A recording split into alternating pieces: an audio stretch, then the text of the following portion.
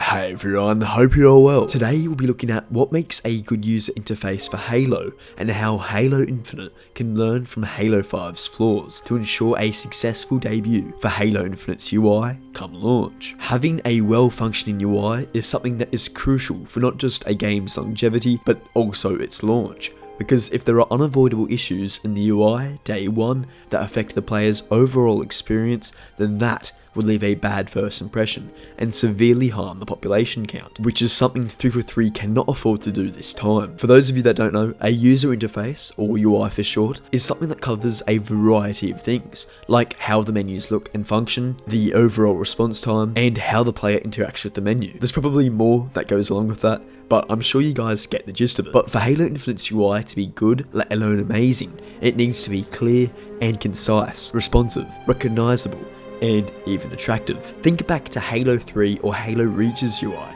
where those games both had beautiful user interfaces, and of course everything else I had just mentioned. Yet Halo 5's UI fell so short of the mark, almost going backwards in every single aspect, leading to such terrible reception from fans at launch. Halo Infinite needs to learn from Halo 5's poorly made UI, so that it doesn't make the same mistakes and instead builds upon those good aspects found in the previous Halo games. Now, I actually love Halo 5's multiplayer, but one thing I fully agree on is that it's got the worst UI of the series, and it's clear that its problematic UI led to the population's decline. So I'd have to say that having an amazing UI at launch is one of the more important things 343 need to focus on with Infinite. Now, let's break this down and look at what parts 343 need to excel in for Infinite's UI. First, I want to talk about the main menu, and why it needs to be simple and stunning at the same time. One other keyword I want to use here is recognizable, and the reason I'm saying this is because Halo 5's main menu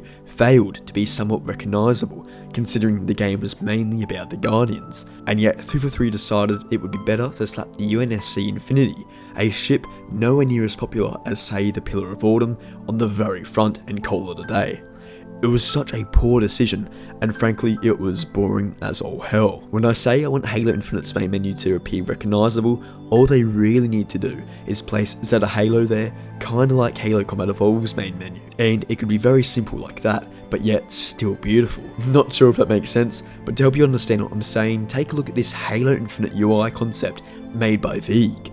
It's elegant and straight to the point. Halo Infinite will be about Master Chief's journey on Zeta Halo, so it seems fitting to have something like this for the main menu, with some beautiful music. Maybe Revere, one of the soundtracks released for Infinite so far, will in fact be the main menu music, as well as the track you hear while traversing the ring. Definitely seems fitting. If Halo Infinite is able to make the main menu attractive and recognizable, then we'll be heading in the right direction. Pre-game lobbies and everything that comes with it are a huge component of the UI for Halo, and something that can definitely add to the online multiplayer experience if done right. And I think Halo Infinite should try model after Halo Reach, which had the most complete package for the pre-game section. In the Halo Reach pre-game lobby, you could see people's gamer tags, what team they were going to be on, their emblem.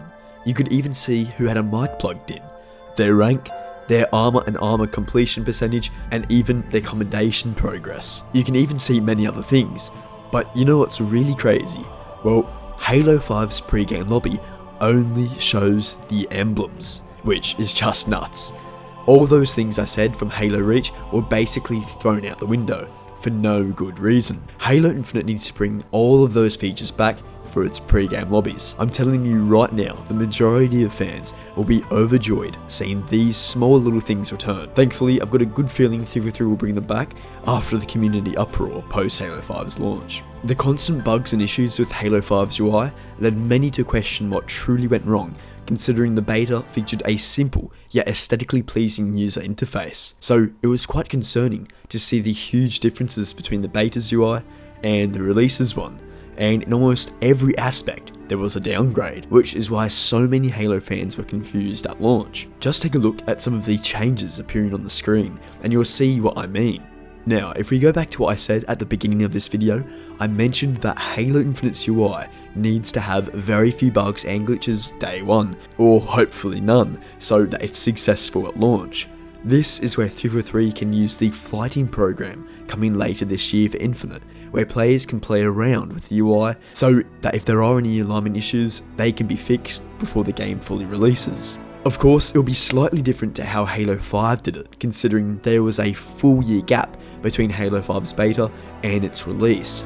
343 won't have that luxury with Infinite, so what we see in Halo Infinite's beta in regards to the user interface will, for the most part, stay the same up until launch.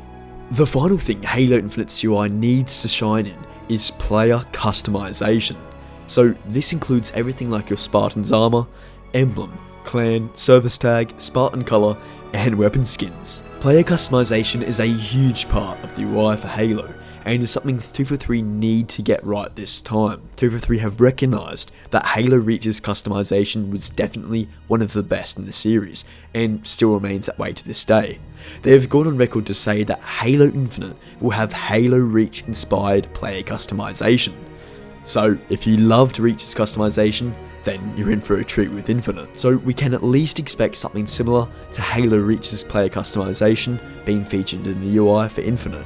That in itself is quite exciting, although of course it needs to function well and be easy to understand for the average player. Things like emblems, weapon skins and Spartan armor need to be categorized far better than Halo 5, so players can see what they unlock and at the same time be able to select between their available unlocked items. Halo 5's UI at launch had a great deal of issues with this that often frustrated the player, because they couldn't select or find the emblem or armor piece they had just unlocked, because basic things like having the emblems or armor in alphabetical order and sort by rarity weren't available until a post-launch update, but by that time it was already too late. So I want to sum up this video by saying that these simple things really do matter when it comes to Halo's UI, and I guess it's good that 343 screwed the pooch so badly with Halo 5's UI, which led to the community backlash and their growth as a studio to listen and effectively respond to the fans. It's clear that 343 are building this game with us, the Halo players, as the core focus, and I just know that 343 will build upon the great aspects of the UIs seen in previous Halo games, whilst recognising where they went wrong with Halo 5's version to ensure that Halo Infinite's UI is both successful and amazing. Alrighty guys, that's going to wrap it up for today. I hope you learned why it's so important for Halo Infinite's UI to be amazing, and I truly think it will be. If you guys want to join my Discord, the link will be in the description, my Twitter also. Anyway fam, thanks so much for watching, please like the video if you enjoyed, and subscribe if you want to support me that little bit extra. Thanks guys, have a good one.